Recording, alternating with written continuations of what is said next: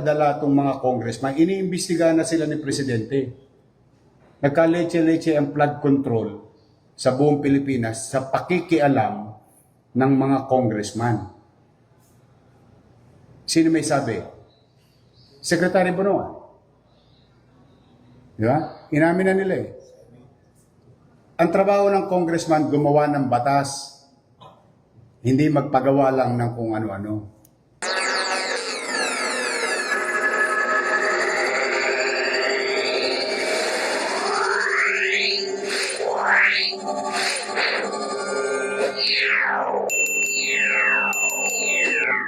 Mayor, magandang hapon po ulit. Kanina napanood po namin yung Facebook live niyo na galit na galit.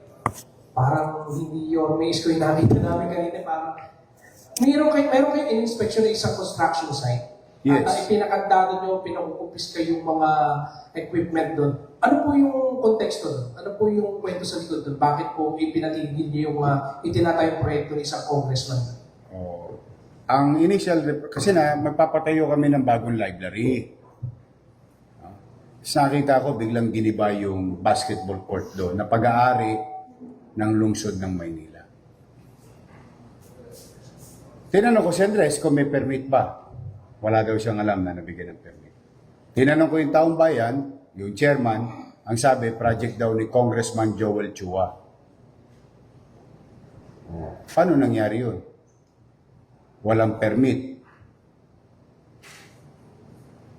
Paano nangyaring nag-iba nila yung property ng City of Manila? Saan napunta yung property, yung mga bakal? Pag-aari yun ng lungsod eh. May pananagutan pa yun sa CGSU eh. Tapos biglang tatanggalin nila yung mga daycare center at saka senior citizens office ng City Government of Manila. Ngayon ay challenge Congressman Joel Chua to investigate himself. Sinabi ko na sa inyo eh. May gobyerno sa lungsod ng Manila and it is called City Government of Manila, not City Congress of Manila. Sa totoo lang, ngayon pinaresto ko lahat yung mga tao doon at kinukumpiska namin yung mga gamit. And now we're doing what we need to do. Tingnan natin kung may masample lang. Yan ang kung bakit ako nalulungkot. Hindi pa nadala itong mga congressman. Iniimbestigahan na sila ni Presidente. Nagka-leche-leche ang flood control sa buong Pilipinas sa pakikialam ng mga congressman. Sino may sabi? Secretary Bonoan. Di ba? Inamin na nila eh. Ang trabaho ng congressman, gumawa ng batas. Hindi magpagawa lang ng kung ano-ano.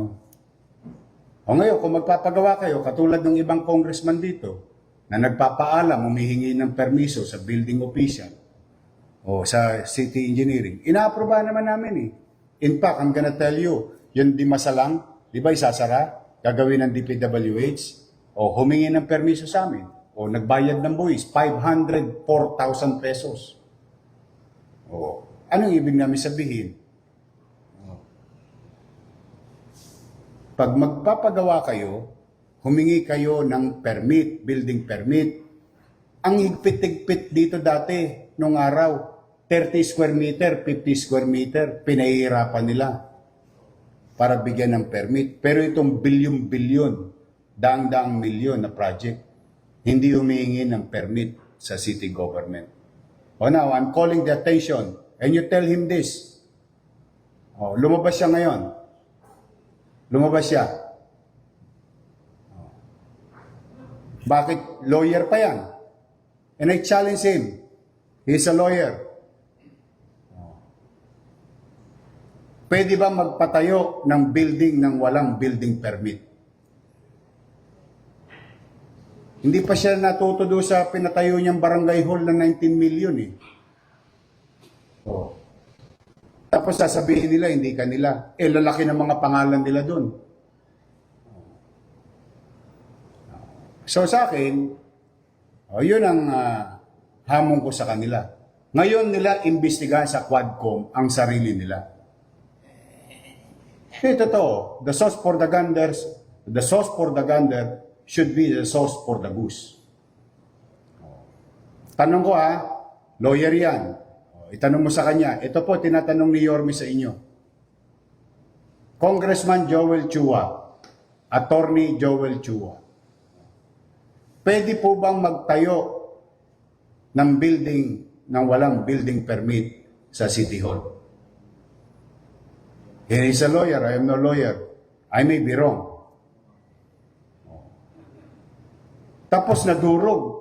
Tapos na-disenfranchise yung mga mamamayan namin. Mayor ba siya?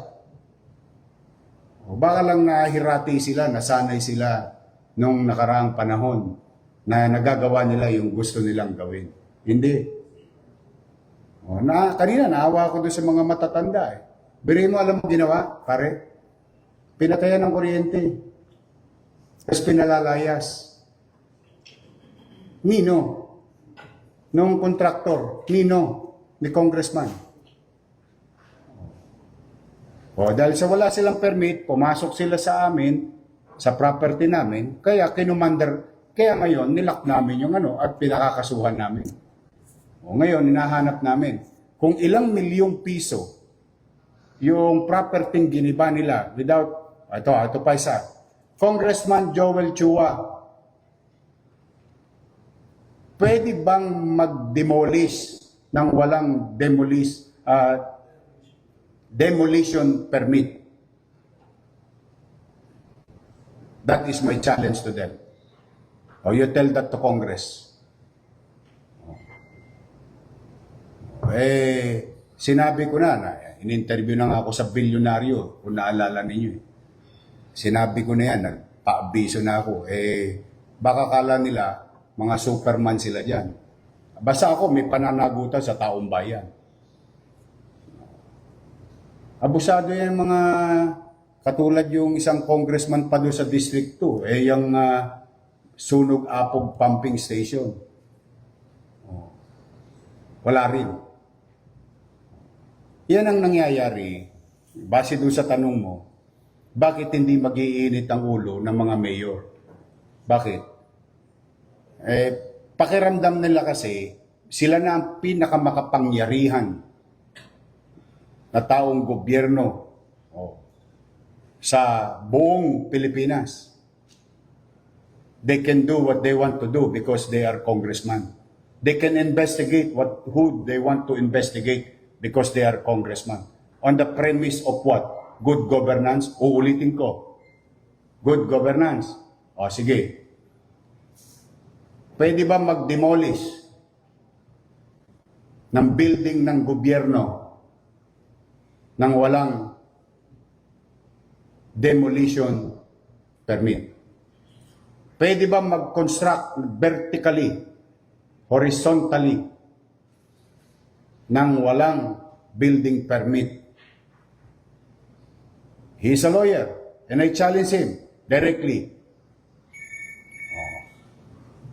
Sabihin niya ngayon kung alin ang tama at mali. Baka mas magaling siya sa akin kasi lawyer siya. Iyon ang ko. Kaya ako talaga, basta ako, poproteksyonan ko ang karapatan ng mga taga-Maynila because that is my obligation. Now, kung hindi sila hihinto sa pang-aabuso nila sa kanilang kapangyarihan, papapanagutin ko sila.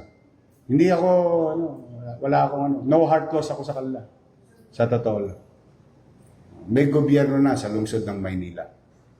Anong araw, baka nagagawa nila, nabobola-bola nila yung mayor. Isa lang po ang gobyerno sa Maynila. Ang pangalan, City Government of Manila. Headed by Local Chief Executive. Tapos ang usapan. Ayun po ang tugon ko dyan. Kaya ganyan ang damdamin ko.